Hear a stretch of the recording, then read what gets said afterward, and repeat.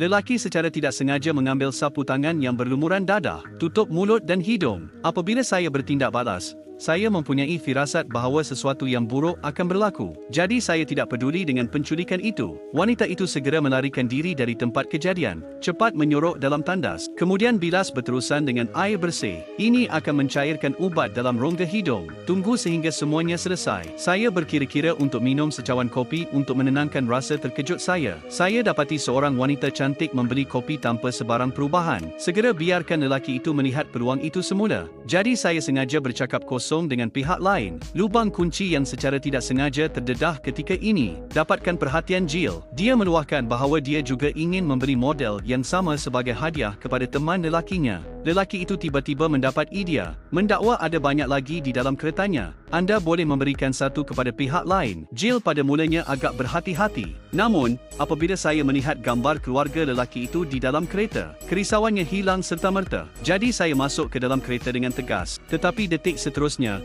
lelaki itu menutup mulut dan hidungnya dengan ketat. Sekuat manapun anda mencuba, ia tidak berguna. Gambar ini sungguh indah. Saya benar-benar mahu memandu ke tapak untuk melihatnya. Bercakap tentang kereta, saya telah membeli belah di guazi kereta terpakai sejak kebelakangan ini. Membeli BYD Han. Ia hanya berharga lebih daripada RM90,000.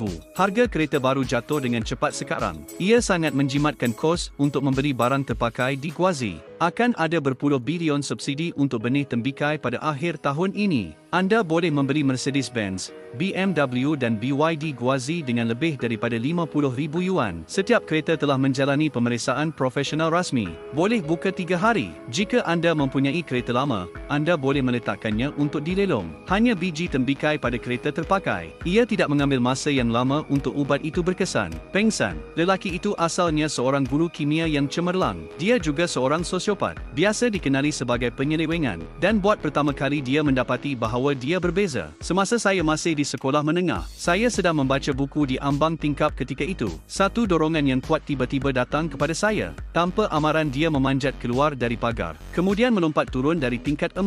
Nasib baik hanya sebelah kaki sahaja yang patah. Tiada apa-apa yang serius. Tetapi pengalaman ini bukan sahaja tidak menakutikannya. Sebaliknya, saya berasa seperti hero yang melanggar peraturan. Peluang yang tidak disengajakan 30 tahun kemudian. Kuatkan perasaan ini. Hari ini, mereka sekeluarga 4 sedang mengambil gambar keluarga di atas jambatan. Tiba-tiba didapati seorang gadis terkenal secara tidak sengaja terjatuh ke dalam air. Lelaki itu tidak teragak-agak, lompat ke dalam air. Ia betul-betul sama seperti ketika saya masih kecil dan saya rasa ingin terjun dari bangunan. Selepas gadis itu diselamatkan ke darat, semua orang menyangka dia seorang hero. Tetapi hanya lelaki itu sendiri yang